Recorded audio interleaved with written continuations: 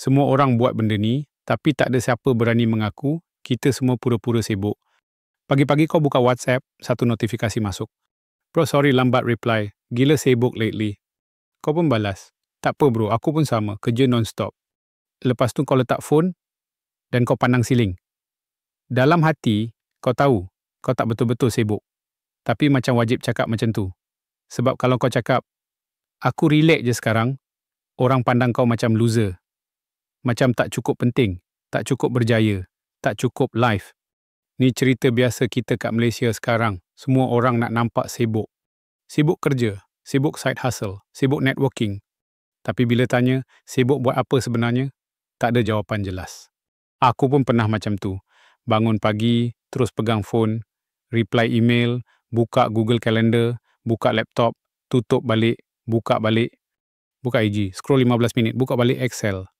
Tapi dalam sehari tu, satu benda betul-betul penting pun tak siap. Tapi bila orang tanya, apa cerita bro? Aku jawab, busy gila lah sekarang. Sedap, selamat, nampak macam orang berjaya. Tapi realitinya, kosong. Ini yang orang tak nampak. Ini budaya kon sibuk, sekarang bukan lagi tentang hasil, tapi tentang image. Kita takut sangat nampak kita ada masa lapang. Kita takut di label malas. Kita takut kalau kita diam, orang potong kita. Dan benda ni makin menular dalam semua lapisan. Tengok budak universiti, pakai planner tebal, tapi isi dalamnya tinggal page pertama. Tengok staf pejabat, ada 3 meeting back to back, tapi semua keluar dengan ayat sama. Okay, let's follow up ya. Tengok freelancer, SIM tab buka sekali, Canva, Google Docs, YouTube, Shopee dan Spotify. Tapi kerja satu pun tak habis.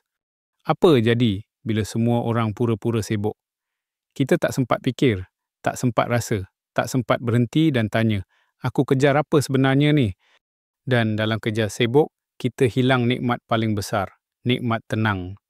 Nikmat tahu arah, nikmat buat benda dengan sedar. Nikmat buat kerja sebab minat, bukan sebab takut ditinggal.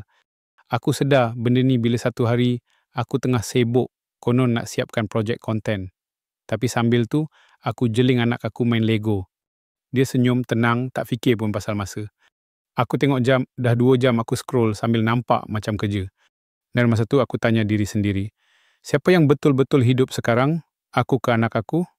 Dalam budaya kita, sibuk dah jadi simbol status. Kalau kau banyak masa, kau rasa bersalah. Kalau kau tenang, orang kata kau malas. Tapi kalau kau penat, orang tepuk tangan. Power bro, hustle. Kita semua dah terperangkap dalam ilusi sibuk. Dan lagi lama kita main game ni, lagi banyak kita hilang. Hilang masa, hilang kejujuran, hilang makna dalam kerja. Soalan aku untuk kau yang tengok video ni, kau betul-betul sibuk atau kau cuma tak tahu macam mana nak berhenti? Tunggu bahagian 2 sebab aku nak bongkar mitos sibuk anti berjaya. Ramai orang berjaya sebenarnya. Kerja kurang dari kita semua.